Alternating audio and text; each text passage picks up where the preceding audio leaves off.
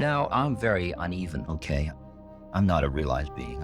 I'm just somebody working on myself like everybody else is. I'm not a group. That's other people's projection. And it's interesting to me that in all the years that I was a professor of psychology at Harvard and Stanford, in all the years that I was in analysis, all the drugs I've taken, all the yoga I've studied, all the spiritual teachers I've sat at the feet of, all the meditation I've done, I don't think I have gotten rid of one of my neuroses. Not one.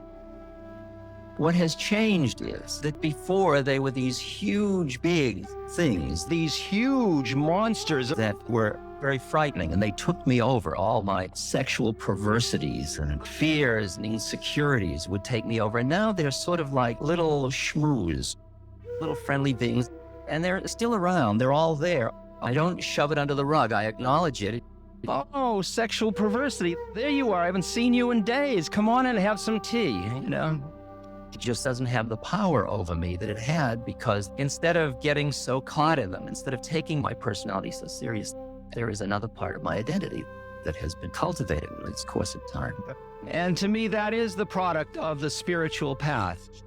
I have rested comfortably in another contextual framework, which makes me much less identified with my known neuroses and my own desires. You don't get rid of any. That's a misconception. What you get rid of is the identification with it.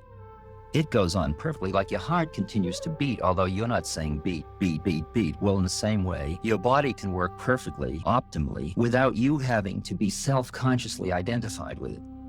The anxiety still comes and goes. But the difference is now that instead of my being anxious, there is anxiety. Okay? In other words, every experience I have is grist for the mill. All my feelings, all my experiences. If I don't get what I want, that's as interesting as if I get it, it turns out. Did you ever notice that? All this, I need you. Well, you're not getting me. Oh, you know, and then isn't that interesting? And then you grow from that. It's far out. Because it's only your attachments that create suffering. If you don't want anything, there is no suffering. When you begin to realize suffering is grace, you can't believe it. You think you're cheating. What flips over is that the judging mind surrenders into the appreciative mind. If I get anxious because I'm going to come on your radio show, that throws me back. I notice the experience, the energy, that thing, and that says, far out. Look at that one. It's like looking at a tree growing. Look at that. Look at that bud, or look at that burr on the bark. Isn't that far out? And then you sit down and be quiet inside.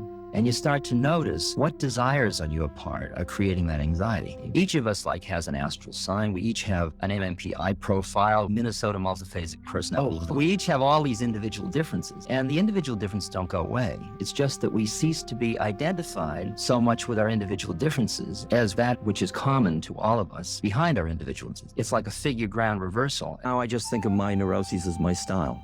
I don't know what yours are for you. You need a few neuroses to make life interesting. You just don't have to take them as seriously as we do.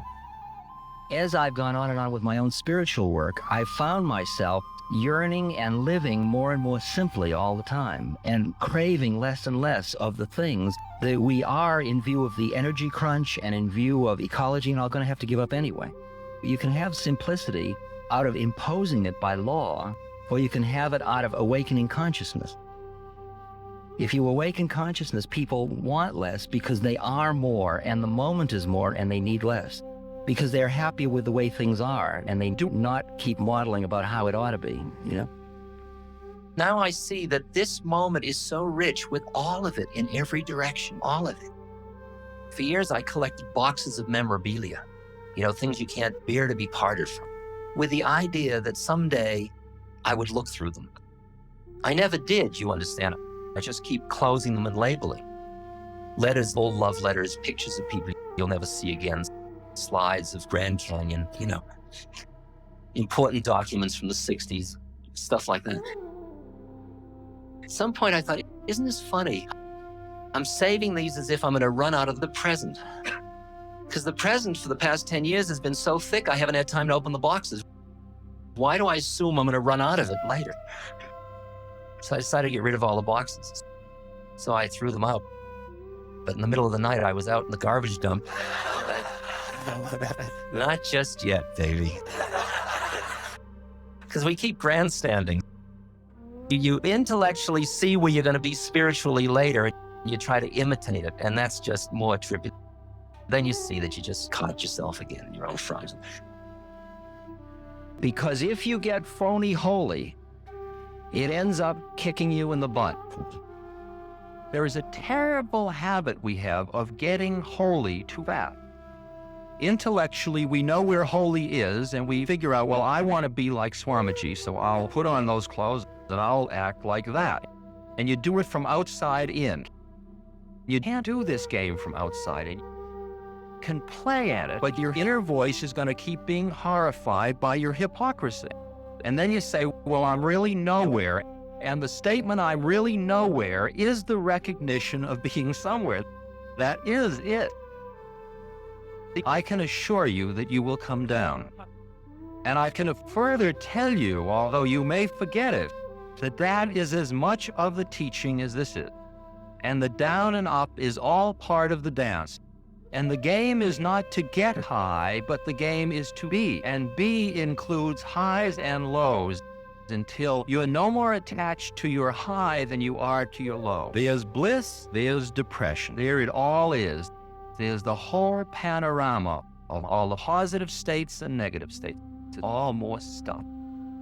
Divine stuff. And in it all, here we are. Here we are. You've got to move at the rate you've got to go, and you've got to appreciate it.